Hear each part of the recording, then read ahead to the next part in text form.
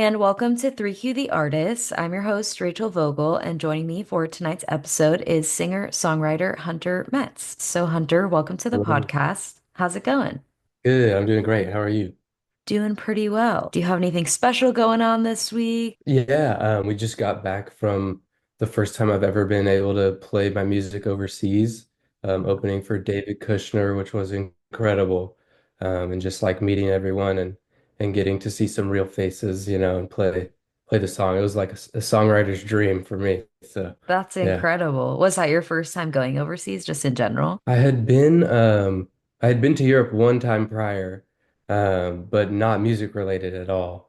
And I had never been to any of those places on the ad mat. That's amazing. Well, congrats on that. All right, Thank well, you. are you ready to jump into these questions? Yeah, let's do it. I've heard many artists say, I am my music and my music is me. So, what does that statement mean to you? I think more than anything, it would just be to like really stick to who you are, but in the most authentic way, maybe.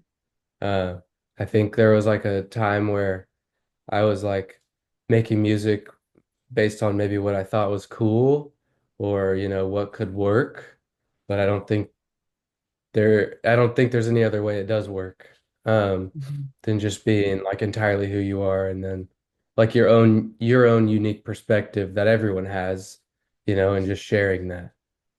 Do you feel like there was a specific moment or something that happened where you were like, okay, I figured it out?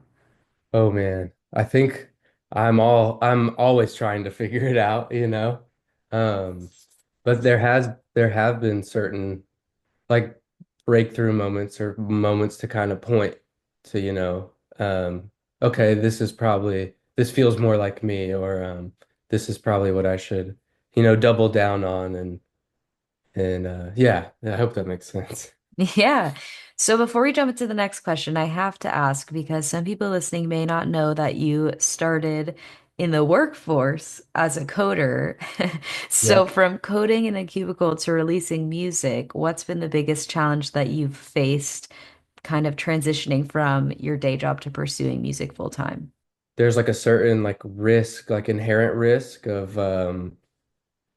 like I went from something that was very safe, and very like comfortable, um, into something that's the complete opposite, and that process was it was a big challenge. I had to move back home with my parents um until things started to work, Hey, and I nothing didn't wrong realize with that a that. lot. Yes, no, no. If I wasn't fortunate enough to do that, I wouldn't have had the space to be able to create anything. I think just like somehow following that North Star, I guess, and just really believing in it and kind of giving yourself one option. I feel like I lived my life where it was like the whole like plan A and plan B thing. I think there is some truth to that. And it was really only until I gave myself one option, and that option kind of had to work. Yeah, you kind of need to like transition your mindset into this is what I have to do, so I'm gonna do it. Yes, yes, absolutely. All right, next question. Every industry has its hidden truths, both good and bad. So, it's one secret about the music industry that most people might not know? I think maybe it can come off as like jaded sometimes, and then maybe like extremely data driven. Um, but then I also think there's a side to it that is like inherently for artists. Um, and like there are people who exist solely to find art that they gravitate towards. And even if like those conversations of the data and that kind of thing, that can be very frustrating, because a lot of that could be out of your control.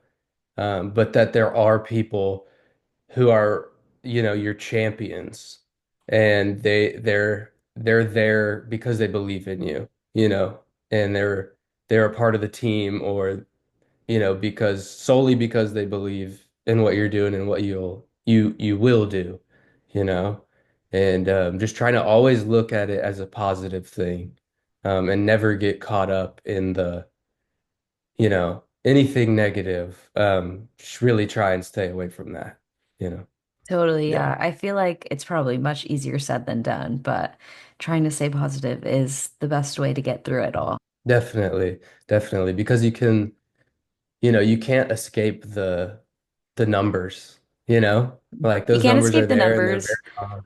or the chaotic energy. You just gotta get No, through it. no. Yeah, you just got to believe in like what you're doing and then know that there are people, out there who also believe it and who are willing to step in and help you and take chances even when it's not they're not necessarily seeing an immediate, benefit from it. So Yeah. speaking of data, because we all Yeah. talk about the data and everything, but with Weather Vane, you had global Yeah. success, almost 30 million streams in just 3 months, which is incredible. Yeah. Congratulations. What do you think Thank you. it is about that song in particular that resonated with listeners worldwide? Yeah, I think bringing it back to that first point about you know music is me, my art is me. What, yeah. Um that song, I feel like I took a chance on telling like an honest story about like my relationship and like the universal idea that um people have like ups and downs in a relationship, right? But it's like just finding that person that you can like kind of brave the storm with. And I just tried to come at it from the most honest approach I knew how. Um, and then two, like not worrying about, what would work. I really, it was like the first time I felt like I got out of my head and just like gravitated and made choices based off of, you know, what I believed in, whether that be lyrically or sonically or in the performance of it or even the promotion of it, right? Because that's a huge part of it. It's just doing things that aligned with, you know, things that I could like really wear on my chest. And so I was so fortunate and am so fortunate that, that being the first song off of a project that feels extremely authentic to who I am, had that kind of reach. And it was really good for my like mental state too, to kind of, really press in that area and be like, well, like, how can I even be more honest, And yeah, it's such a cool moment. And I'm very fortunate, for all of that. Yeah. Well, it's such a beautiful song. And I feel like that really says a lot of just like when you let yourself go and you're not thinking too hard about all of the other things around you. And then you have this massive hit. So speaks volumes. Thank you. Thank you so much. All right, last question. As you look ahead to the later years of your life, imagine you're being interviewed for your career and about your personal journey. What would you hope to be able to say about each? I hope I look back at my personal journey and I hope I feel like I gave it all I had. Like there's always this pressure that, there's a fine line where it's like I'm not doing enough, but then there's also a fine line of like, I'm doing everything in my control. And I just want to be like at peace knowing that I did everything in my control. And then two, I did it in a way that, I still believe in it when I'm 80 years old or however, where like those lyrics still feel like me. I know I'll change a lot, but I hope there's still like that the core of me that's like, oh man, me at that age, that's still a part of me and it's still an honest part of me.